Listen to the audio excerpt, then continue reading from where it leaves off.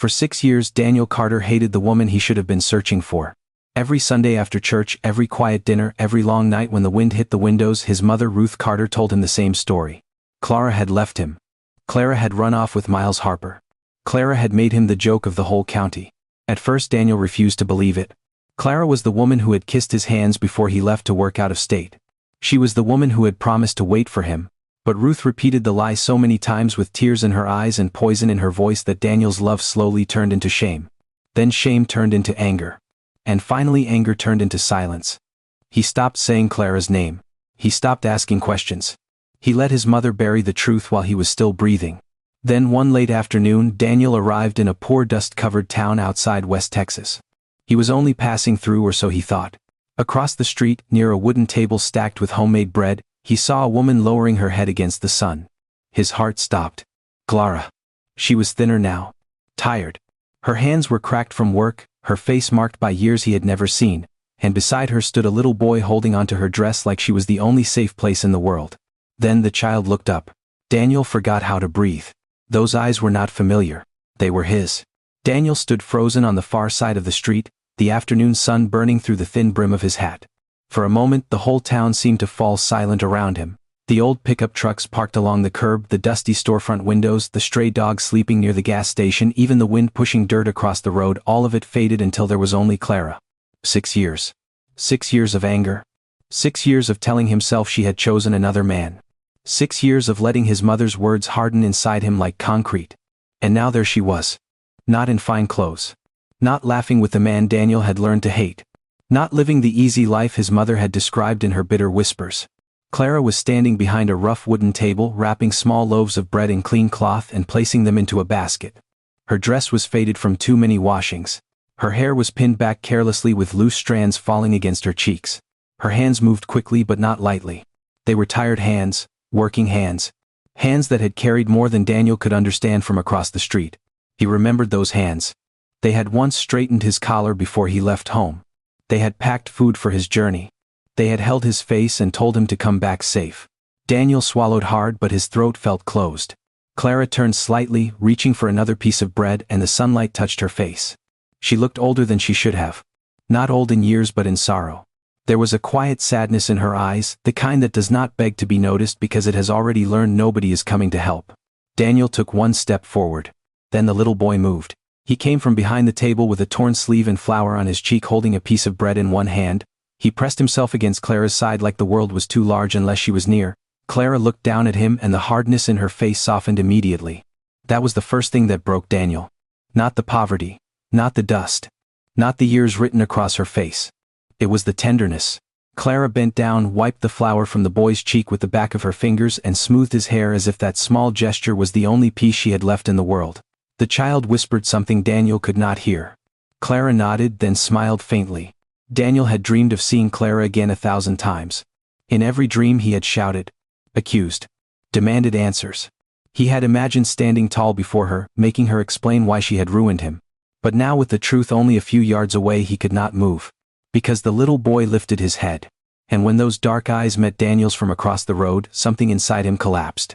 They were not Miles Harper's eyes. They were not a stranger's eyes. They were Daniel's eyes, looking back at him from the face of a child who had never even heard his name. Daniel's fingers tightened around his hat until the brim bent in his hands. His mother's voice echoed in his mind, sharp and certain. She left you. She betrayed you. She ran away with Miles. But Clara was not running now. She was surviving. And for the first time in 6 years Daniel wondered if the woman he had spent half a decade hating had never been the one who lied. Daniel did not cross the street right away. He stood there like a man watching his own past walk out of a grave. The boy could not have been more than 5, maybe 6, small shoulders, thin arms, a patched shirt with one sleeve hanging loose. There was flour on his cheek and a piece of bread in his hand, but none of that was what held Daniel in place. It was the eyes. The same deep brown. The same quiet stare Daniel had seen every morning in the cracked mirror above his mother's sink. The same look his father used to say came from the Carter side of the family, serious even in childhood, like the world had asked too much too soon. Daniel felt the street tilt beneath him. Clara touched the boy's hair and whispered something to him. The child nodded, but he did not stop staring. Not with fear. Not exactly. More like confusion. Like some part of him had recognized something before his young mind could name it. Daniel's chest tightened so hard it hurt. That boy should have meant nothing to him. A stranger's child in a dusty little town. A poor boy clinging to his mother while she sold bread to survive. But Daniel knew. Some truths do not need proof at first. They arrive in the body before they reach the mind. They knock the breath out of a man before he can deny them. He took another step. A wagon rattled down the road behind him, its wooden wheels kicking up dust. Clara looked away for only a second to hand a wrapped loaf to an old woman. In that second the boy dropped his bread and chased it as it rolled toward the street. Daniel moved before he thought. The wagon horse jerked. The driver shouted. Clara spun around and her face emptied with terror. Eli, she screamed. Daniel ran. He reached the boy just as the wagon swung too close. His hands caught the child under the arms and pulled him back hard against his chest. The wagon rolled past with inches to spare, leaving dust shouting and the sound of Clara's broken breath behind it. For 1 second the boy clung to Daniel's shirt. His small fingers dug into the fabric as if Daniel were safety itself. Daniel looked down at him and the world narrowed again to those eyes. His eyes? Then Clara was there. She stopped a few feet away, white as paper, staring at Daniel as if she had seen a ghost step out of the sun. Let him go, sir, she said. Sir. Not Daniel. Not his name. Just sir. That single word cut deeper than anger ever could. It carried 6 lost years inside it. Every night he had cursed her. Every lie Ruth had told him. Every question he had been too proud, too hurt, too foolish to ask. Daniel slowly set the boy down. I just pulled him away from the wagon, he said, his voice rough. He's all right. Clara dropped to her knees and checked Eli's face, his hands, his arms, then she pulled him against her so tightly it looked less like comfort and more like fear finally finding a place to break. Eli peeked over her shoulder at Daniel. Then in a small voice he said, Mama, he has my eyes. Clara froze. And Daniel knew. This was not only a child. This was the truth Ruth had buried. Clara's face lost all color. For a second Daniel thought she might run.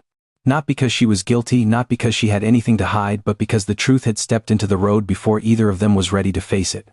Eli stood between them, small and confused, looking from his mother to the stranger who had just saved him. Mama, he whispered.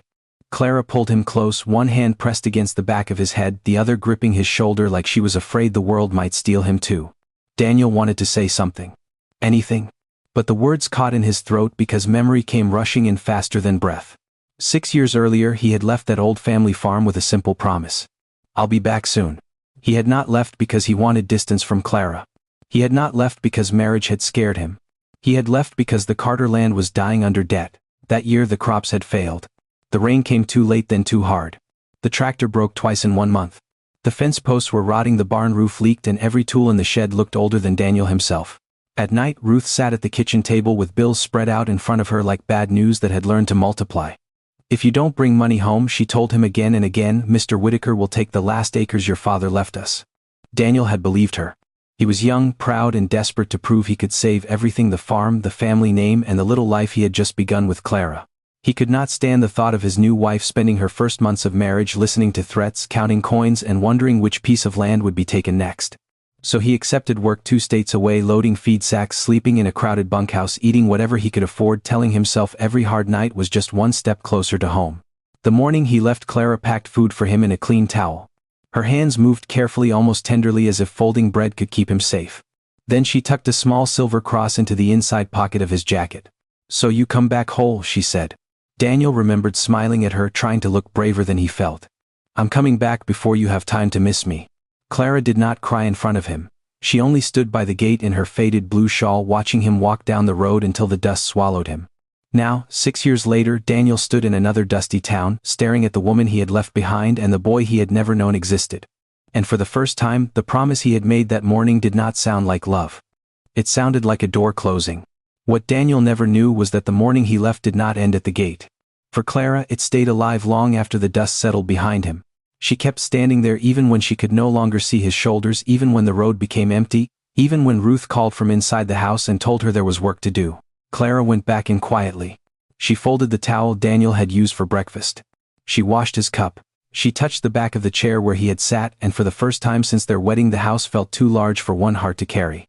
At first she told herself she was only lonely. That was why she woke before dawn with a strange weakness in her legs. That was why the smell of fried eggs turned her stomach. That was why she had to sit down twice while hanging laundry in the yard. She blamed the heat. She blamed worry. She blamed the silence Daniel had left behind. But days became weeks and the sickness did not pass. Some mornings she had to grip the kitchen counter until the room stopped moving. Other mornings she woke with one hand pressed against her stomach, feeling a soft, unfamiliar ache deep inside her. It scared her because it was not pain exactly. It was a warning. A whisper from her own body that something had changed. Ruth noticed before Clara wanted her to. The older woman noticed everything. The unfinished food. The slow steps. The way Clara paused near the stove and breathed through her mouth. But Ruth did not ask with concern. She watched with the cold patience of someone waiting for proof. One afternoon, the dizziness hit so hard Clara nearly fell beside the back fence. Miles Harper was passing by with his wagon after helping a neighbor move feed. He was not a close friend. He was simply a man from nearby who sometimes worked with animals, a man people called when there was heavy lifting to be done. He saw Clara leaning against the fence pale under the sun, one hand pressed to her stomach. "Mrs. Carter," he called. "Are you all right?" Clara tried to answer but the words came out thin. "I just need to get to the clinic." Miles looked toward the house. No one came out. No one opened the door. No one called her name. So he did the decent thing. He helped her onto the wagon, kept his eyes forward and drove her to the small clinic at the edge of town. There was no secret in it. No shame. No touch that meant anything more than help offered to a frightened woman who could barely walk. Inside, Clara sat on a narrow chair while the nurse asked questions in a soft voice. When the answer finally came, Clara covered her mouth with both hands. Pregnant. Daniel's child. For one breath, fear and joy crashed together so hard she could not tell them apart. Daniel was far away, sleeping badly and working himself raw to save land that kept taking more from them. But now, there was a reason to wait. A reason to endure. A reason to count the days until he came home. Clara walked out of the clinic holding the news inside her like a candle cupped against the wind. Miles drove her back in silence. At the gate he helped her down and tipped his hat. "Take care of yourself, ma'am," he said. That was all. But Ruth was standing near the porch. She had seen the wagon. She had seen Miles. And when her eyes dropped to Clara's stomach, the whole house seemed to turn cold. Ruth did not ask if Clara was sick. She did not ask what the nurse had said. She did not offer water, a chair, or even one soft word. She only stood by the porch steps, her hands folded against her dark dress, watching Miles Harper's wagon disappear down the road. Then her eyes came back to Clara. Slowly. Coldly. Like she had already chosen the story before hearing the truth. "What were you doing with that man?" Clara froze at the gate. The afternoon sun was still hot on her shoulders but a chill moved through her body. She placed one hand against the wooden post to steady herself. "I wasn't doing anything," she said. "I felt dizzy. I almost fell by the fence. Miles saw me and took me to the clinic." Ruth's face did not change. "The clinic," she repeated as if the word itself were dirty. Clara swallowed. She had imagined telling Daniel first. She had imagined writing it in a letter if he did not return soon.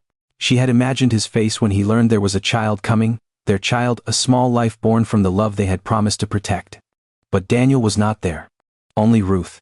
And Ruth was looking at her as if she had just found a stain she had always expected to see. "The nurse confirmed something," Clara said carefully. Her voice trembled but she forced herself to continue. "I'm pregnant." For 1 second the world held still. A breeze moved through the dry grass. Somewhere behind the house, a chicken scratched near the fence. Clara stood with both hands now resting over her stomach, not because the baby could be felt yet, but because she suddenly understood she needed to protect what the world could not see. Ruth's eyes dropped to Clara's belly. Still flat. Still hidden beneath a plain cotton dress. And somehow that made the look in Ruth's face even worse. "No," Ruth said. Clara blinked. "No." Ruth stepped down from the porch. "Do not stand there and expect me to believe that child is my son's." Clara felt the words hit her before she understood them. "What are you saying?" "I saw you," Ruth said, her voice low and sharp. "I saw you come back in Miles Harper's wagon. I saw him help you down. And now you tell me you are carrying a child. He helped me because I was sick. Convenient." Clara took one step forward. "You know Daniel. You know me. You know I would never betray him." Ruth gave a small laugh without any warmth in it. "I know what people will say." That was when Clara began to see the shape of the trap. Not all at once but piece by piece. Miles. The wagon. The clinic. Her pregnancy. Each innocent thing could be turned into something ugly if Ruth spoke it with enough certainty. And Ruth had certainty in her voice. The kind people believed. Clara's hands tightened over her stomach. "This is Daniel's baby." Ruth leaned closer, close enough that Clara could smell coffee on her breath. "Daniel is far from home, working himself half to death to save this family. And you think I will let him come back to this, to shame, to whispers, to a wife who cannot even wait for him?" Clara's eyes filled but she did not cry. There is no shame in this house unless you bring it. Ruth's face hardened. For the first time Clara saw that this was not confusion. It was not worry. It was not even anger born from misunderstanding. Ruth wanted this to be true. She wanted Clara guilty because guilt would make everything easier. It would give her a reason to push Clara out. It would give the town a story. It would give Daniel pain that Ruth could control. Clara shook her head slowly. You are lying before the lie has even left your mouth. Ruth's lips pressed together. Be careful, girl. But Clara was no longer listening to the warning. She was hearing the silence behind it, the cold, empty space where Mercy should have been. And somewhere far away Daniel was still believing that home was waiting for him. He had no idea that under his own roof the truth had just been put on trial. And his mother had already chosen the verdict. That night the house did not feel like a home. It felt like a room holding its breath. Clara moved through the kitchen with trembling hands, setting plates on the table, pouring coffee, pretending she could still do ordinary things while Ruth watched her from the doorway. The sound of the spoon against the cup seemed too loud. The clock above the stove clicked like a warning. Ruth said nothing for a long time. That was what made it worse. Clara could have fought anger. She could have answered shouting. But Ruth's silence was colder than rage because it felt planned, measured, patient. Like a woman waiting for a door to close before locking it forever. Finally, Ruth stepped into the kitchen. You don't understand what you've done, she said. Clara looked up slowly. I haven't done anything except carry Daniel's child. Ruth's mouth tightened at the name. Daniel. Her son. Her future.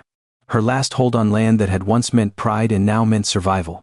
You think love pays debts, Ruth asked. You think a baby feeds a household. You think Daniel can come home to more mouths, more trouble, more shame and still keep this place standing. Clara gripped the edge of the table. This child is not shame. To you, maybe not. The words landed softly but they cut deep. Ruth walked to the window and looked out toward the dark fields. They were not much to look at anymore. Dry rows. Weak fences. A barn sagging under its own age. But to Ruth those acres were everything. They were proof that the Carter name had not disappeared. Proof that her husband had not worked himself into an early grave for nothing. Proof that she had not grown old in a house that would one day belong to another man. And Mr. Whitaker knew that. He was the kind of man who never raised his voice because he owned enough land to let other people panic for him.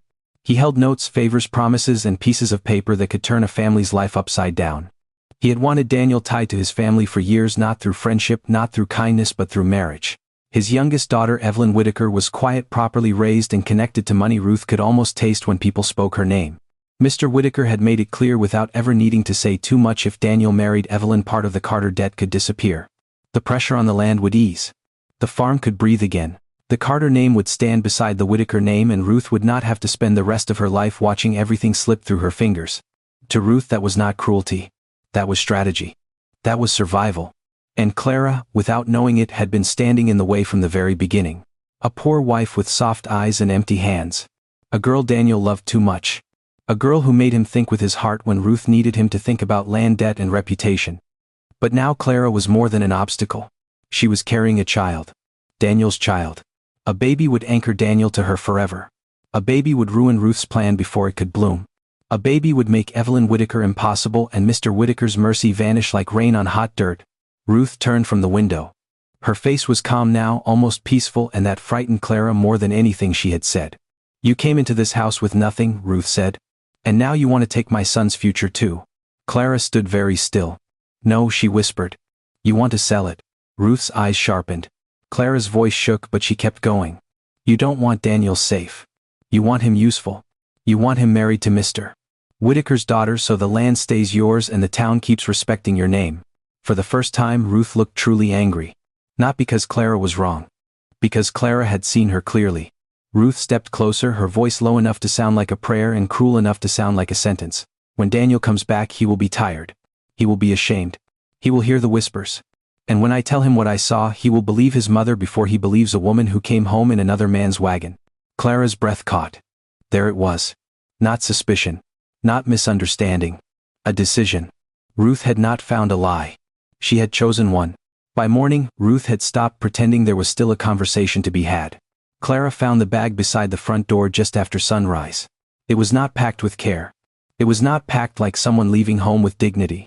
It was a small brown sack tied at the top with rough strings sitting on the floor as if it had been left for charity. Clara stood over it for a long moment before she bent down and opened it. 2 dresses. 1 faded shawl. The oldest pair of sandals she owned. That was all. Not her wedding photograph from the dresser. Not the white cup Daniel had bought her at the county fair. Not the little silver cross he had once slipped into her hand and said, "Keep this close when I'm not here." Ruth had chosen even the memories Clara was allowed to carry. Clara rose slowly, the bag hanging from one hand. Her other hand moved to her stomach without thinking. The baby was still too small to show, still hidden from the world, but Clara could feel the truth there. A life. Daniel's life. Their life. Ruth stood in the hallway dressed in black, though no one had died. At least not in any way a person could bury. "What is this?" Clara asked. Ruth's face was calm. "You're leaving."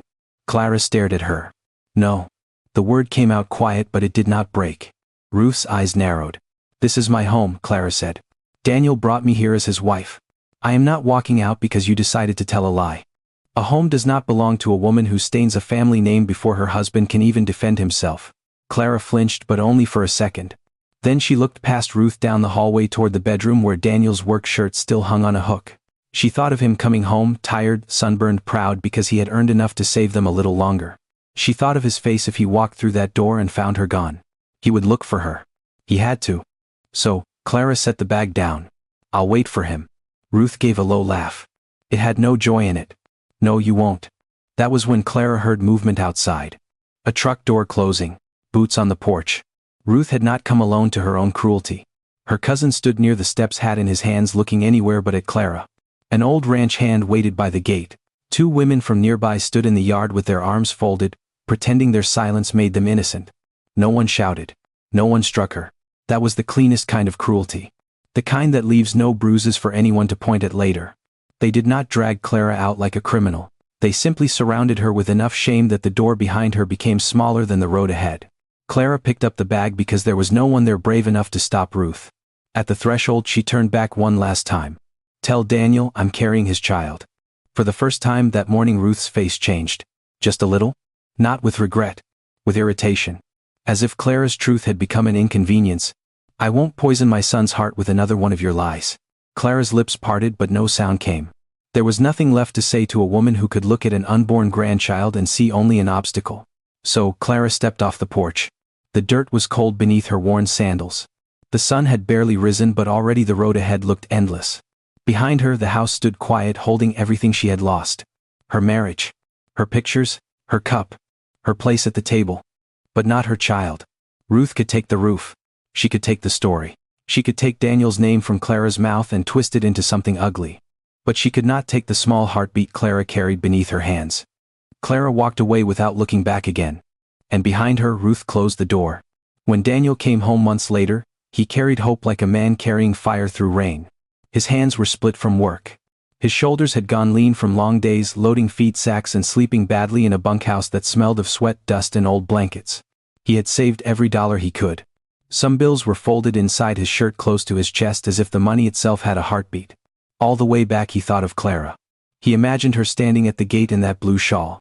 He imagined the way her face would change when she saw him. He imagined pulling her into his arms and telling her that the worst was behind them, that he had done it, that he had brought enough money to keep Mr. Whitaker away a little longer. He even bought her a small ribbon from a roadside store. Blue. Because he remembered. By the time Daniel reached the farm, the sun was dropping behind the fields. The house looked smaller than it had in his memory, tired beneath the evening light. But he smiled anyway because home was never just wood and land to him. Home was Clara inside it. He stepped onto the porch. The first thing he noticed was the silence. No humming from the kitchen, no soft footsteps moving from stove to table, no voice calling his name before he reached the door. Daniel opened it. "Clara." No answer. He stepped inside, still smiling, a little confused but not yet afraid. The room was too neat. Too cold. His eyes went to the hook by the wall. Her blue shawl was gone. A strange feeling moved through him, slow and sharp. He looked toward the shelf above the sink. Her cup was gone too. Not broken. Not misplaced. Gone. Daniel set his bag down carefully as if a sudden noise might shatter whatever was happening. Then Ruth appeared in the hallway. She was dressed in black. For one terrible second Daniel thought Clara had died. His breath left him. "Where is she?" he asked. Ruth lowered her eyes with perfect sadness. Perfect because she had practiced it. Perfect because she knew exactly how a mother should look when breaking her son's heart. "She left Daniel." The words made no sense. He stared at her. "Left where?" Ruth pressed a handkerchief to her mouth. Her voice trembled just enough. With Miles Harper. Daniel did not move. The name hit him harder than any fist could have. Miles? The neighbor? The man with the wagon. The man Daniel had never feared because there had been nothing to fear. No, Daniel said. It was not an argument. It was a prayer. Ruth stepped closer. I am so sorry, son. No, he said again, louder now. Clara wouldn't do that. Ruth looked at him then, and her eyes filled with something that pretended to be pity. I tried to protect you from it. I did, but people saw them together. She came back in his wagon. She was different after you left. Restless, ashamed. I didn't want to believe it either. Daniel's jaw tightened. Did she leave a letter? Ruth hesitated for only half a second. That half second should have saved him. But grief makes a man blind when the voice lying to him is the voice that raised him. No, Ruth said softly. She left nothing. Daniel looked around the room again. The empty hook. The bare shelf. The chair where Clara used to sit in the morning light. Something inside him cracked, but he did not fall. He laughed once, a broken sound with no humor in it. Then he picked up the money he had nearly killed himself earning and threw it onto the table. I worked for this, he whispered. For us? Ruth reached for him, but he stepped back. That night Daniel did not sleep. He sat outside until sunrise, staring at the road Clara had supposedly chosen. By morning love had not disappeared. Love does not die that cleanly. It curdled. It turned into shame. Then anger. Then silence. And over the years Ruth fed that silence every chance she got. She fooled you. She ruined you. She made the whole town laugh. Daniel stopped asking questions. He stopped saying Clara's name. He became known as a hard-working man with sad eyes and a hard mouth. Meanwhile, somewhere beyond all the lies, Clara was giving birth alone. And a little boy named Eli entered the world without his father's hand, without his father's name spoken with love, and without knowing that the man who should have held him had been broken by a lie before he ever had the chance. 6 years were stolen that day. Not in one violent moment. But quietly, at a kitchen table, by a mother who chose land over truth, pride over mercy, and control over her own son's heart. For 6 years Daniel Carter became a man people respected and no one truly knew. He worked before sunrise. He repaired fences until his palms split open. He carried feed, fixed broken gates, and paid off the family debts one bill at a time. Neighbors called him steady, reliable, a good man who kept his head down. But every evening when he passed the kitchen shelf where Clara's cup used to sit, something in him still tightened. Ruth knew it. She knew where the wound lived, and she touched it only when she needed to. Some days she would see Daniel staring at that empty shelf and say, some women don't deserve to be remembered. Other days, if someone in town mentioned Miles Harper, Ruth would sigh and remind him that a betrayed man should keep his dignity. Daniel never married again. Not because he was waiting. At least that was what he told himself. He did not wait for Clara. He buried her inside him deep enough that even her name felt dangerous. His heart became a locked house, and Ruth held the key without him realizing it. Then came a dry season morning when Samuel Boone arrived at the farm. Samuel was an old traveling seller with a bent-back, sunburned skin and 2 worn saddlebags filled with sewing needles, buttons, tobacco, small tools, and news from towns Daniel rarely visited. He had known the Carter family for years. He was not the kind of man who invented tragedy just to make conversation. Daniel was repairing the corral gate when he saw Ruth hurry across the yard to meet him. That alone made him pause. Ruth did not hurry for visitors.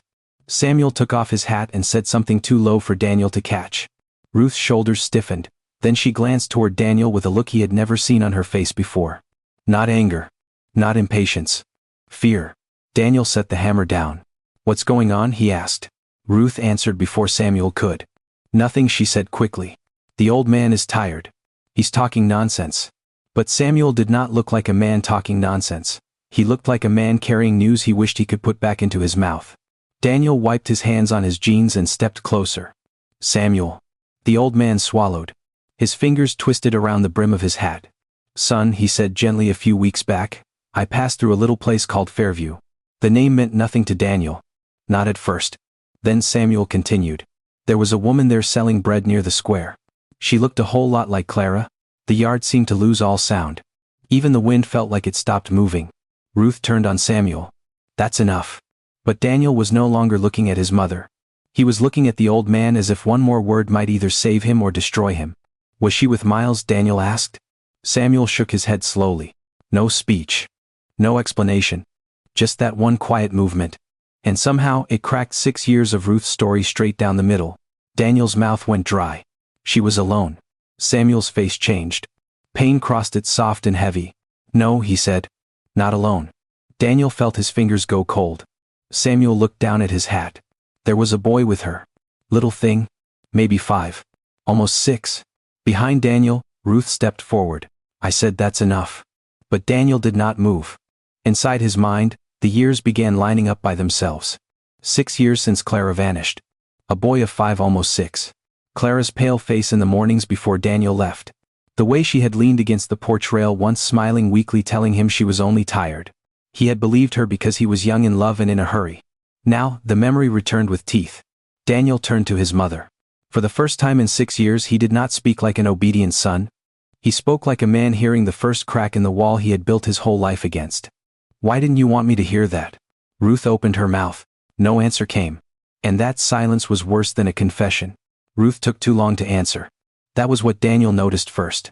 Not the old man's story. Not the name of the town. Not even the boy who might have been 5, almost 6. It was the silence. The long, careful silence of a woman choosing which lie could still stand. For years Daniel had mistaken Ruth's silence for wisdom. He had believed she was the steady one, the wounded mother who carried shame with dignity while her son tried to survive betrayal. But standing in that yard with Samuel Boone's words still hanging in the dry air, Daniel saw something else. Fear.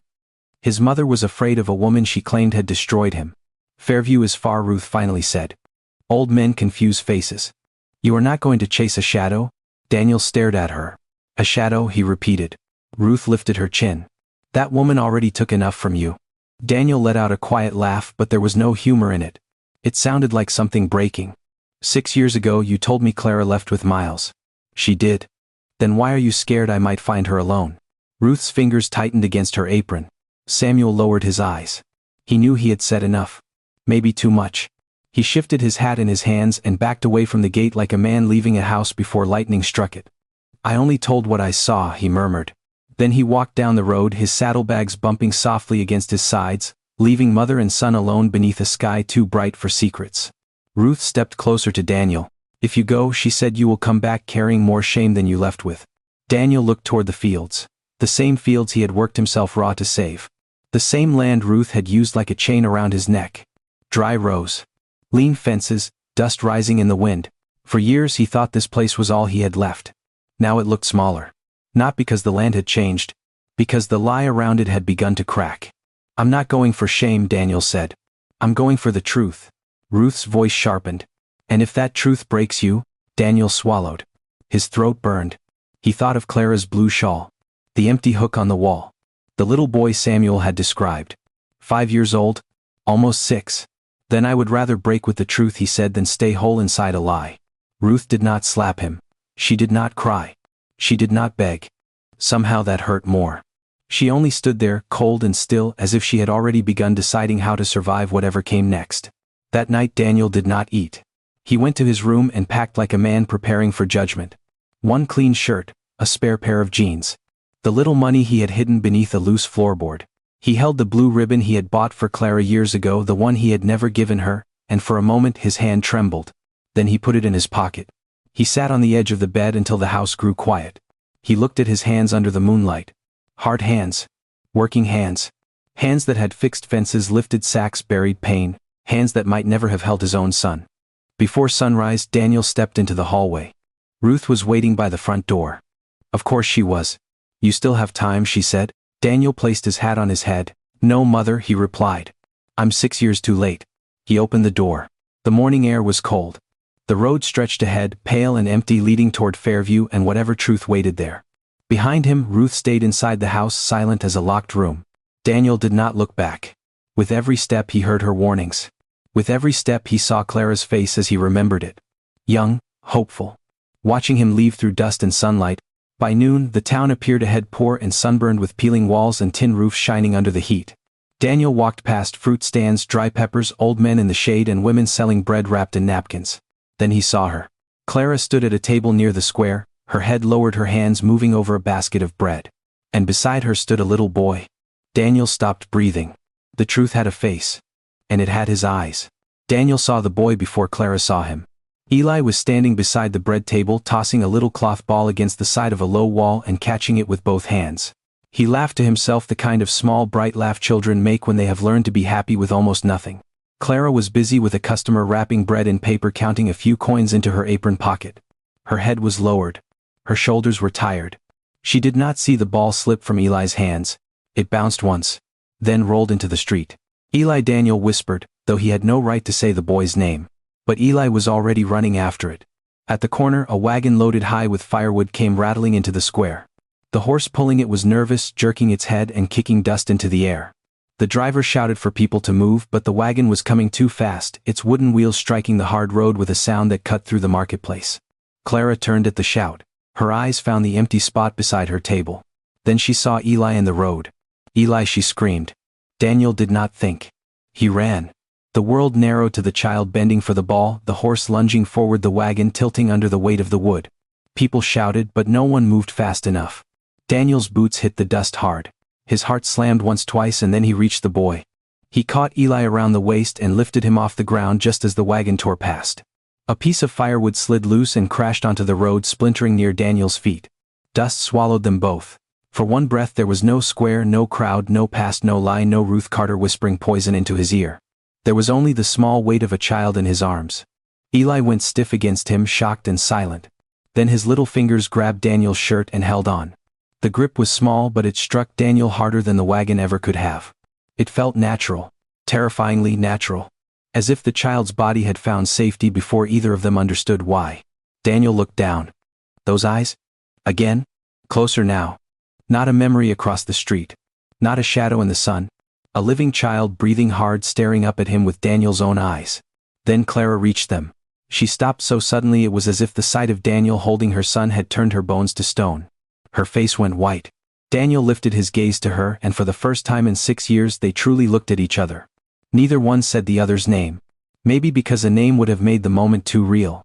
Maybe because there was too much pain standing between them to cross in a single breath. Eli was still gripping Daniel's shirt. Clara's voice came out thin. Put him down, sir. Sir. The word struck Daniel in the chest. Not Daniel. Not husband. Not the man she once waited for by the gate. Sir.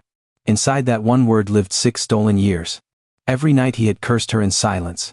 Every morning she had woken alone. Every lie his mother had planted. Every question neither of them had been allowed to answer. Daniel slowly set Eli on his feet. I only pulled him away from the wagon, he said, but his voice sounded strange to him, rough and low. He's all right. Clara dropped to her knees and checked the boy's face, his arms, his hands. She wiped dust from his cheek with trembling fingers, then pulled him into her chest so tightly it looked as if she was holding back the whole world. What have I told you about running into the street, she said. My ball, Eli whispered. A ball is not worth your life. Her voice broke on the last word. Just a little, almost nothing. But Daniel heard it. And something old inside him moved, something he had buried under hate, because hate was easier than grief. Clara stood and turned away from him. Thank you, she said. Still no name. Only distance. Eli, get your things. We're leaving. The boy picked up his cloth ball, but before he went back to his mother, he stopped and studied Daniel's face with a seriousness too deep for a child his age. He tilted his head slightly, then looked up at Clara. Mama, he murmured, pointing gently at Daniel. He has my eyes. Clara froze. Only for a second. But Daniel saw everything. The fear in her mouth. The pain in her eyes. The way her hand tightened around Eli's shoulder as if one innocent sentence had opened a door she had spent years trying to keep shut. And in that moment Daniel's doubt stopped being doubt. It became an open wound. Clara turned away too quickly. That was how Daniel knew she was trying not to break. She gathered the bread, the cloth, the few coins on the table, moving with the speed of a woman who had survived by leaving before questions could become danger. Eli stood beside her, still glancing back at Daniel, still touching his own face as if eyes could explain what adults would not. Clara, Daniel said. Her hand stopped. The name fell between them like something fragile and forbidden. For 6 years he had not spoken it with softness. He had used it only in silence and anger in the dark rooms of his own heart. But now it came out broken. Almost ashamed, Clara did not look at him. Don't, she whispered.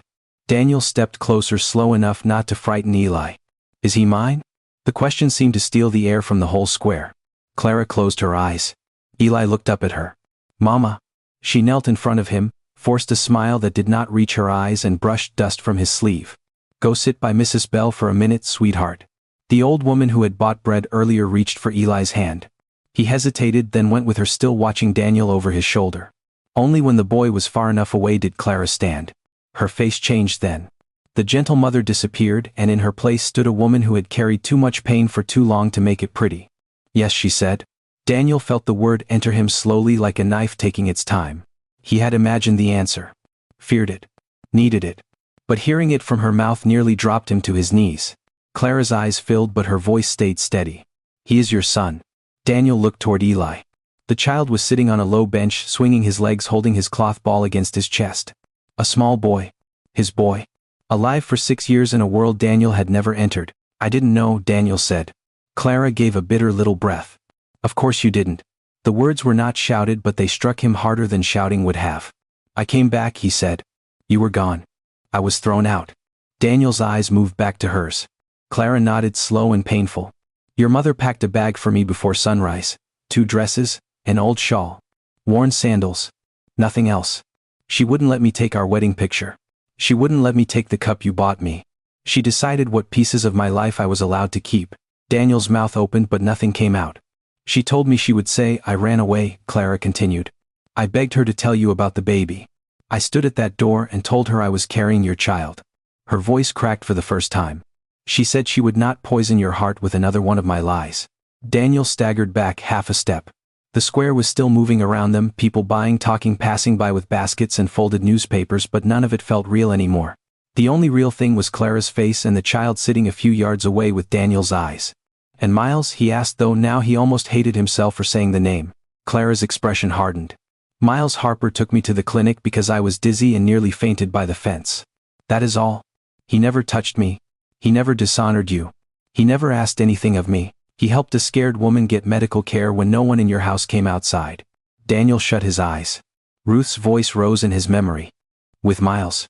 2 words. That was all it had taken. 2 words had built a prison around his heart and locked Clara outside it. I wrote to you, Clara said. Daniel opened his eyes. What? I wrote. Her voice trembled now, not with weakness but with the exhaustion of having to prove a truth that should have been believed the first time. After Eli was born, I wrote again. I told you his name. I told you he had your eyes. I told you I never left you. I told you where we were staying. Daniel stared at her. I never got a letter. Clara nodded as if she had expected that answer and still hated hearing it. I waited for one. For years, Daniel. Every wagon that came through town, every man carrying mail, every knock at the door. I thought maybe you needed time. Then I thought maybe you hated me. Then I thought maybe your mother had been right about one thing. His voice was barely there. What? That you would believe her before you ever believed me. Daniel looked at Eli again. The boy smiled shyly at him. And Daniel felt 6 years fall on his shoulders all at once. Not as anger. Not yet. As grief. The kind that comes when a man realizes the life he lost was not taken by fate. It was stolen by someone he trusted. Daniel walked back to the farm with Clara's old letter folded inside his shirt, pressed close to his chest like it was burning through his skin. Every step raised dust. Every sound felt too sharp. The cry of a hawk overhead, the crunch of gravel under his boots. The dry wind moving through the roadside grass, it all seemed to ask the same question. Where were the letters? Clara had written. Clara had waited. Clara had given birth to his son while he sat in his mother's house, believing he had been abandoned. By the time Daniel reached the Carter farm, the sun had begun to sink behind the fields. The house looked the same from the road. Same porch. Same cracked steps. Same kitchen window where Clara used to stand in the mornings. But Daniel no longer saw home. He saw a place that had hidden a crime. Ruth was sitting on the porch beside the door, a rosary moving through her fingers. She did not look surprised when he came through the gate. That told Daniel more than any confession could have. You found what you went looking for, she said. Daniel stopped at the foot of the porch. For the first time in his life, he looked at his mother and felt nothing familiar. Clara wrote me 2 letters, he said. Ruth's fingers stopped moving. It was only a small pause. Less than a heartbeat. But Daniel saw it, and that tiny silence opened the ground beneath them. Ruth lowered her eyes. That woman always knew how to make herself sound innocent. I didn't ask what you think of her. Ruth looked up sharply. Daniel's voice stayed low. I asked if you saw the letters. Her mouth tightened. Be careful how you speak to your mother. Daniel almost laughed. Not because anything was funny, but because the words were so small beside what she had done. For 6 years I was careful, he said. Today you will be careful with the truth. Ruth rose from her chair, her face hardening into the woman who had ruled that house with quiet hands and sharper eyes. I held you together when she left you broken. No, Daniel said. You held me inside a lie. He pulled the folded letter from his shirt. His hand trembled as he held it up. This one, she never sent. She wrote it the day Eli was born. Ruth looked away. Daniel felt something cold move through him. Eli, he said, letting the name stand between them. That is my son's name. Ruth closed her eyes for a moment, but there was no grief on her face. No regret. Only irritation, like the truth had become an inconvenience she was tired of managing. You knew, Daniel whispered. She did not answer. Daniel stepped onto the first porch step. You knew Clara was pregnant. Ruth's eyes opened. I knew that child would ruin you. The sentence came out clean. Calm, almost proud. Daniel stared at her. For a moment he could not speak. He could only hear the blood pounding in his ears. That child, he said slowly, was my son. Ruth lifted her chin. He was a chain. A poor woman's chain around your neck. Daniel gripped the letters so tightly the paper bent in his hand. What did you do with the letters? Ruth said nothing. Daniel's voice rose, not loud but dangerous in its pain. What did you do? Then Ruth stopped pretending. She looked straight at him and said, I burned them. The porch went silent. The wind moved once through the dry yard, carrying dust across Daniel's boots. He stared at the woman who had raised him, fed him, taught him prayers, and then stolen his child from him with the same hands. You burned them, he repeated. I burned 2 pieces of paper, Ruth said. I saved you from a miserable life. Daniel shook his head. His voice broke, but it did not weaken. No. You didn't burn paper. You burned 6 years of my son's life. Ruth did not lower her gaze. Daniel looked past her into the house, toward the kitchen where Clara's cup had vanished, toward the hallway where Ruth had once waited to tell him the lie that destroyed them all. Then he stepped back from the porch. You did not save me, he said. You made me a stranger to my own child. Ruth's face tightened, but Daniel was already turning away. For 6 years he had lived under that roof, believing his heart had been betrayed. Now he knew the betrayal had been waiting for him at home the whole time. Daniel did not return to the house that night. He went back to Fairview with dust on his boots, grief in his chest, and the truth finally standing where the lie had lived for 6 years. Clara was closing her small bread table when she saw him coming. Eli stood beside her, holding her hand. Daniel stopped a few feet away. I can't ask you to forgive me today, he said, his voice breaking. I don't deserve that. But if you let me, I want to know my son. I want to earn my place one day at a time. Clara looked at him for a long while. There was pain in her eyes, but not hatred. She had carried too much alone to hand him trust so easily. So Daniel did not reach for promises. He reached for work. He helped carry the baskets. He fixed the loose leg on her table. He walked beside Eli, answering every small question the boy had, even the ones that hurt. And slowly, not all at once, a family that had been broken by lies began to breathe again. The lesson is simple but powerful. Never let someone else's voice become louder than the truth in your own heart. Pride can destroy years. Silence can steal love. And the people we fail to believe may be the very ones who needed us most. If this story touched you, tell us in the comments. Have you ever seen a lie break a family apart? And subscribe for more emotional stories about truth, forgiveness, and the strength it takes to begin again.